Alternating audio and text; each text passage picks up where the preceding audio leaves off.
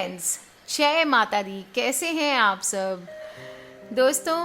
नवरात्र जा चुकी है। नवरात्र की एक बहुत ही प्यारी सी चीज़ है जो हम सब करते हैं, और वो है नवरात्रों में जौ का बोना। क्यों बोई जाती है जौ और इसकी फसल का क्या मतलब होता है, आज मैं आपको इसके बारे में बताने वाली हूँ।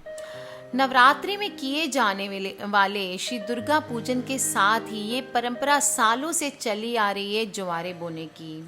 जवारे एक्चुअली एक प्रकार की औषधि भी होती है, जिसे हरा खून भी हम कह सकते हैं।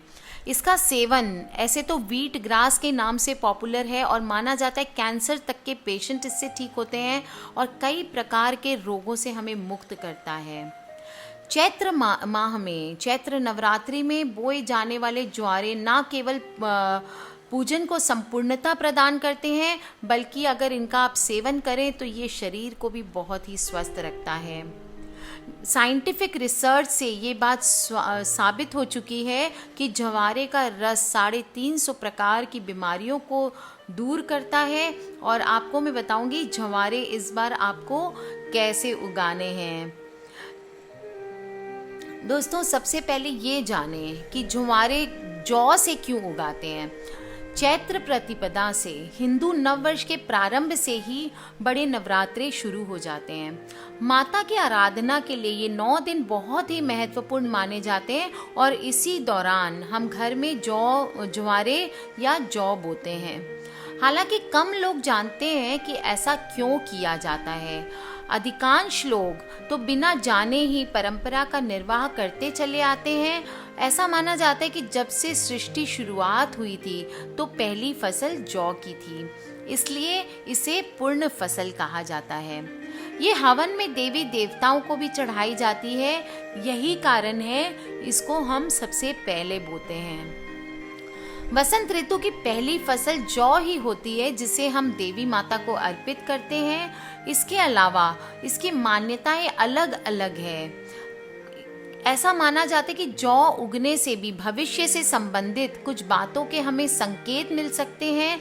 यदि जौ तेजी से बढ़ती है तो घर में सुख और समृद्धि का तेजी से वास होता है, और अगर मुरझाए हुए हों या इनकी वृद्धि कम हुई हो तो भविष्य में कोई अशुभ घटना होने के संकेत भी मिलते हैं।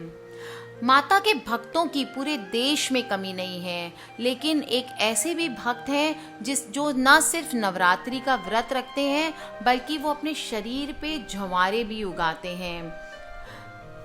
दोस्तों, नवरात्र के पहले दिन से कठिन साधना करते हैं वो ग्राम छोटी बनखेड़ी निवासी शिव कुमार अपने शरीर के ऊपर मिट्टी डालकर ज्वारे बोते हैं। इनकी भक्ति का प्रचार चारों ओर होता है, जिसकी वजह से दूर दूर से भक्त उनके दर्शनों के लिए यहाँ पहुँचते हैं। दोस्तों, तो चलिए आज मैं आपको बता दूं कि कौन से संकेत होते हैं जिससे माता रानी, माता दुर्गा हमें बताती है कि आने वाला साल हमारे लिए कैसा होने वाला है।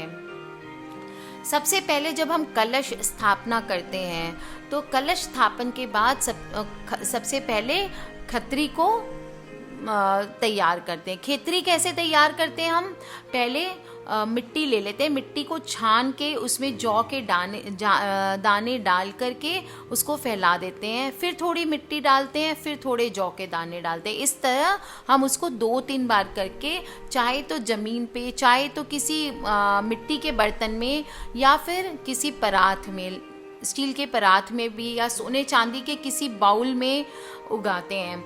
दोस्तों, ये खेतरी बहुत ही लकी मानी जाती है, और माना जाता है कि इसको देख करके ही हम जज कर सकते हैं कि हमारा आने वाला साल कैसा होगा। अगर खेतरी आपकी प्रॉपरली उग गई है तो ठीक है, उसका हम डिसाइड कर सकते हैं, आपको बता सकते हैं कि उसकी फसल कैसी है उसके बुनियाद पे। मगर अगर आपकी खेतरी बिल्कुल नहीं हुई है, ज्वारे बिल्कुल नहीं आए हैं दोस्तों, तो ये संकेत होता है कि आपका आने वाला साल थोड़ा कठिन हो सकता है। तो इसके लिए आपको ज़्यादा परिश्रम करना पड़ेगा।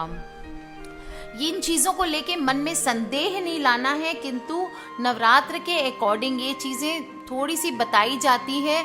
इंसान जो भक्त होते हैं, जिन्होंने 9 दिन व्रत उपवास किया होता है, उनके पास एक उनकी जो साधना होती है, उन्होंने जो रात दिन बैठ के साधना की होती है, उसके ये संकेत होते हैं जिससे वो समझ पाते हैं। जैसे मैंने एक और वीडियो बताया था आपको, नवरात्र के बाद अगर कुछ चीज़ें आपको सपने में दिखाई दे, दूसरे वीडियो में आप देख सकते हैं ये चीज़ मैंने बताई है। सपने में जैसे आपको कुछ आवाज़ें सुनाई दे या कोई दिखाई दे, तो इसके क्या संकेत होते हैं।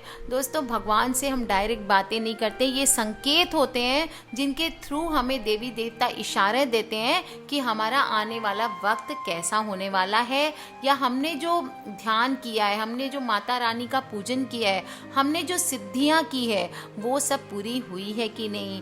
हम सब ने सच्चे मन से बहुत मनाया है, तो अब हमें टाइम आ जाता है कि हमें रिजल्ट्स जानने का, कि हमने जितनी श्रद्धा शक्ति से पूजन किया है वो हमारी सफल हुई है कि नहीं।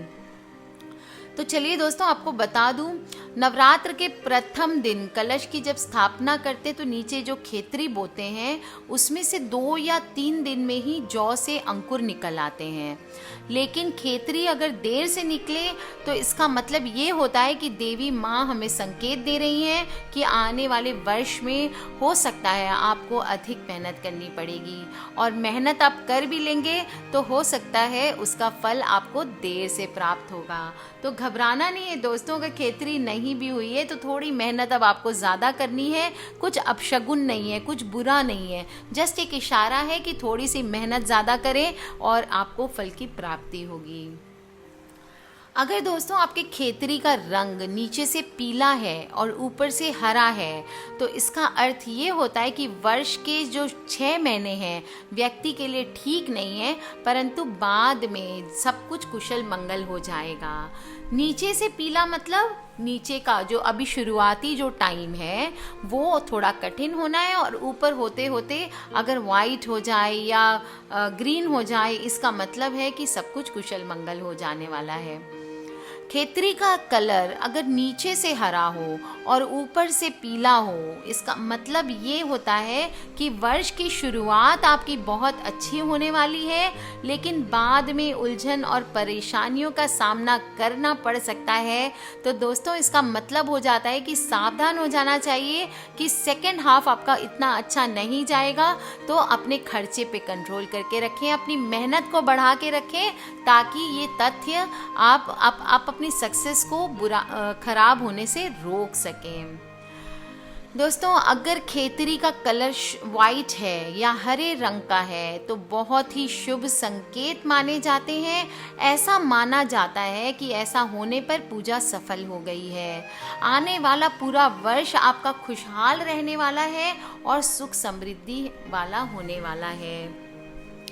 तो चलिए दोस्तों, ये तो हुआ ये बात। अब मैं बताऊं इसका क्या उपाय आप करेंगे तो ये संकट से आपकी मुक्ति हो जाएगी। संकट से मुक्ति के लिए खेतरी के अशुभ संकेत अगर आपको मिल गए हैं कि माँ दुर्गा से, तो आपको माँ दुर्गा से कष्टों को दूर करने के लिए प्रार्थना करनी है। और 10वीं तिथि को, जो 10वां दिन होगा, उस दिन नवग्रह के नाम से 108 बार हवन में आहुति देनी है। इसके बाद आपको माँ के बीज मंत्र ओम ऐं ह्लीं क्लीं चामुंडाय विच्चे नमः स्वाहा, इसका 1008 बार जाप करते हुए हवन करना है।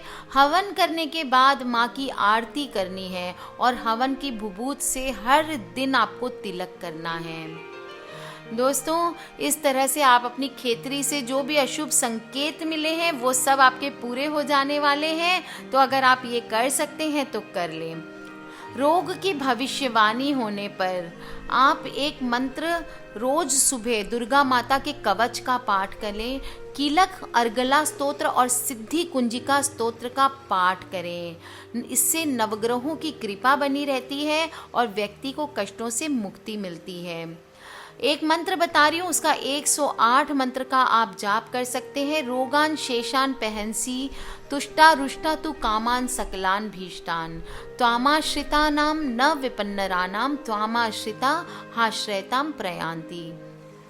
इस मंत्र का आपको 108 मंत्र का आपको दोस्तों जाप करना है। और ये तो रही आज आपको मैंने पूरी डिटेल्स बताया कि खेतरी किस तरह की हुई है तो क्या करना है। इसलिए बिना मन में कोई भी वहम विचार लाए, इस सबको शुभ संकेत मान के आने वाला वर्ष बहुत ही मंगलमय होने वाला है ये मान करके अपने काम पे ध्यान दे दोस्तों, क्योंकि काम जीवन सब कर्म प्रधान है। अगर आप कर्म नहीं करेंगे तो कोई फल कोई खेतरी काम नहीं आने वाली है।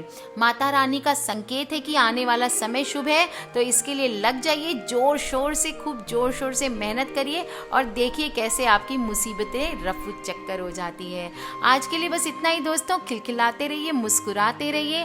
Take care, love you all and जय माता दी। सब्सक्राइब करके रखना ना भूलें ताकि हमारे आने वाले वीडियो से कनेक्टेड रहें, और फ्रेंड्स और फैमिली से शेयर आपको ज़रूर करना है, क्योंकि हमें नहीं पता हमारी कौन सी वीडियो कब किसकी लाइफ बदल दे।